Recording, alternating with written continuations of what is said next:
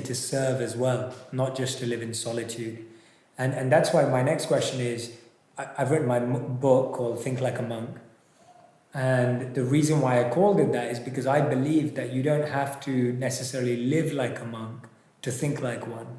That it is a beautiful opportunity if you can, but we both know that for 99.9% of the world, it's not going to be something that people are going to do. But I really believe that the mindset that a monk is encouraged to cultivate of service, of self-growth, of removing unwanted negative tendencies and implications, these are things that anyone can do. And in one sense, we all must do to live a peaceful and purposeful life. So I'd love to hear from you what you think thinking like a monk, in your opinion, is relevant for the modern people and modern world, and for people like me now who also live in the city, have normal jobs, are married. How does thinking like a monk actually help that person? Bhagavad Gita describes 4 principles which are extremely important for us to follow. One of the greatest challenges in remaining grounded in life is our inability to tolerate provoking situations.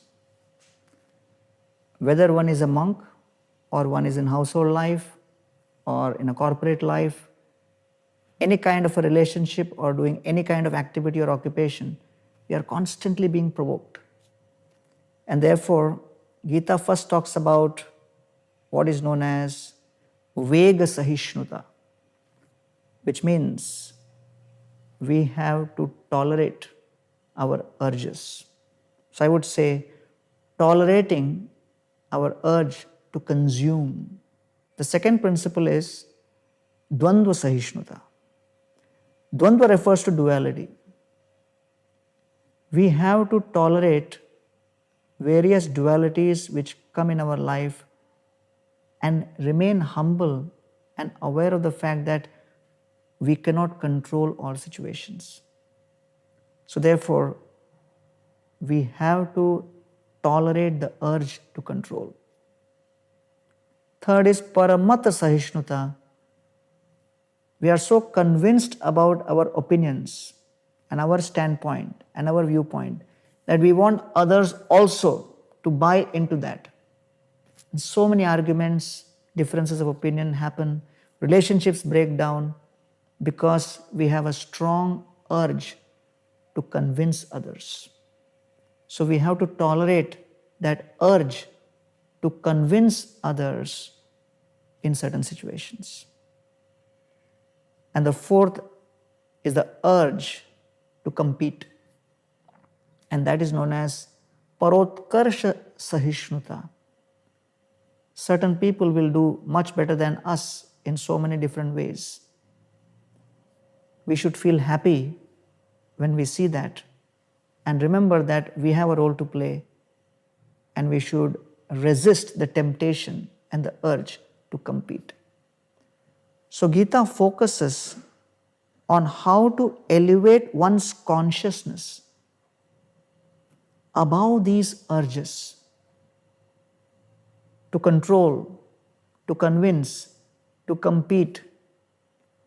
And then we are actually able to rise above all of these and realize that yes, I have a role to play to serve each and everyone in society to the best of my ability.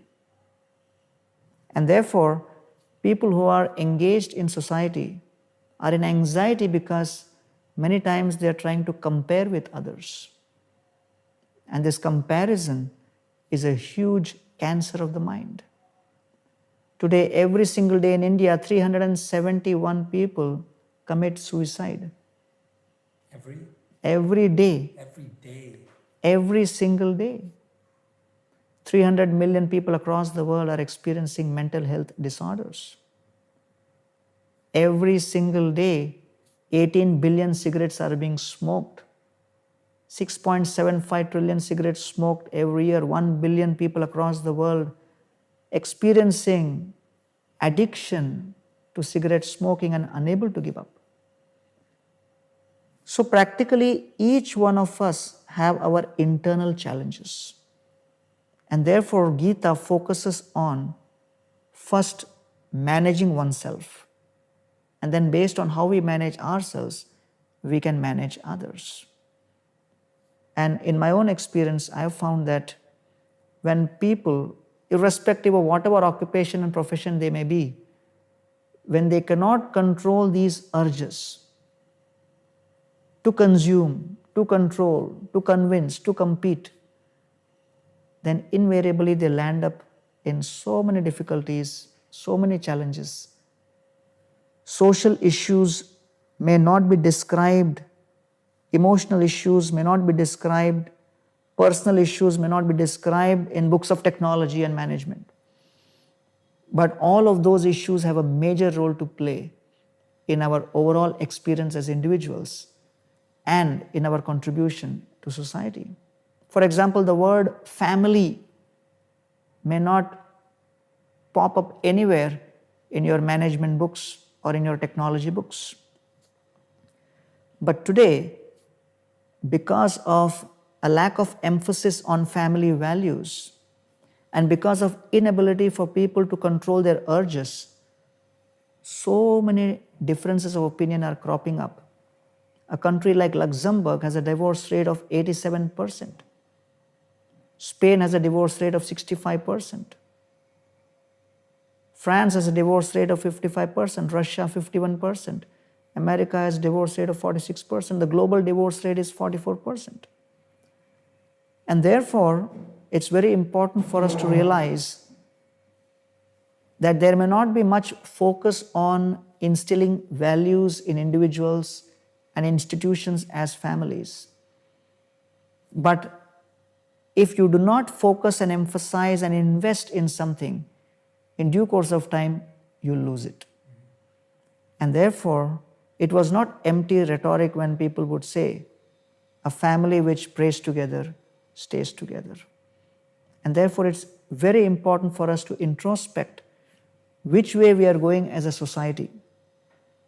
How much are all these values crucial and critical for self-conservation and conserving relationships in society, conserving mental health and sanity in society?